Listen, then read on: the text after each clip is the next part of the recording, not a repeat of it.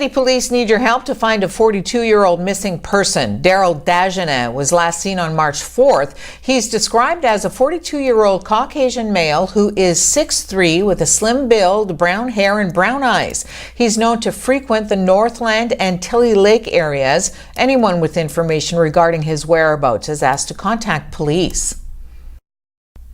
The province is inviting public feedback on proposals to reduce plastic litter and waste in our neighborhoods and parks across Northern Ontario, including the Soo, of course. They are looking at ways to divert and reduce food and organic waste from households and businesses and increase opportunities for people to participate in waste reduction efforts. A discussion paper has been posted on the Environment Registry for a 45-day period.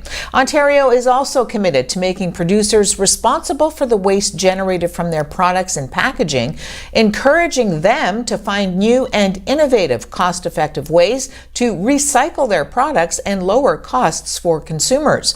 The transition to extended producer responsibility will increase the amount of household material recycled while shifting the cost of recycling from municipalities and taxpayers to producers.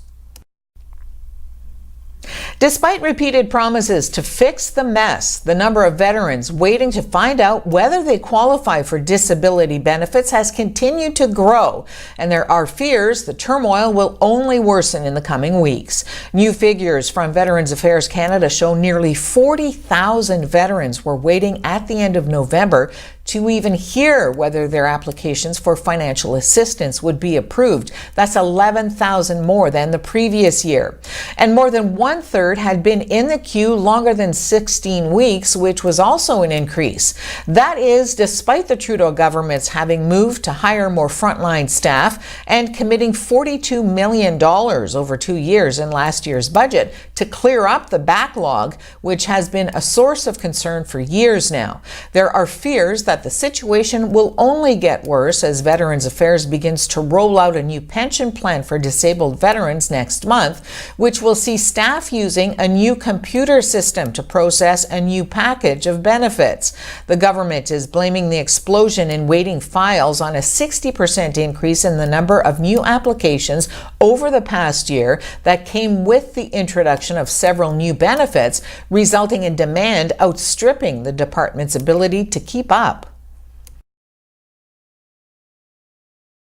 Inuit tuberculosis survivor James Ituluk was diagnosed as a 16-year-old and sent for treatment in Edmonton, where he was in the hospital and bedridden for months.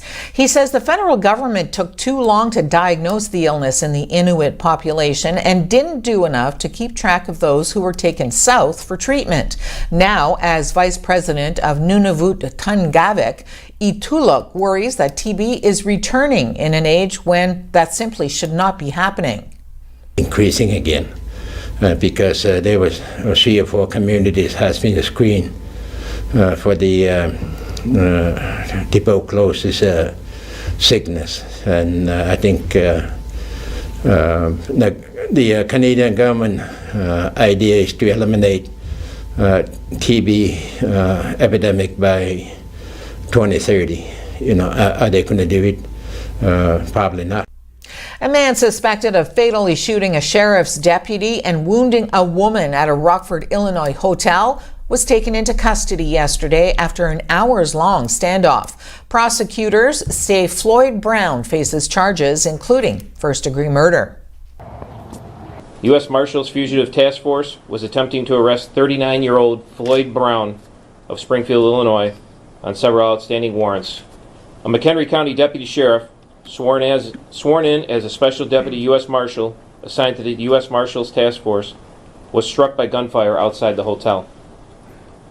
Deputy Jacob Keltner from McHenry County was transported to a hospital in critical condition, where he was later pronounced deceased. A 25-year-old female acquaintance of the suspect, who is also of Springfield, was shot during the incident as well. Preliminary investigations show that no rounds were fired by any of the law enforcement officers.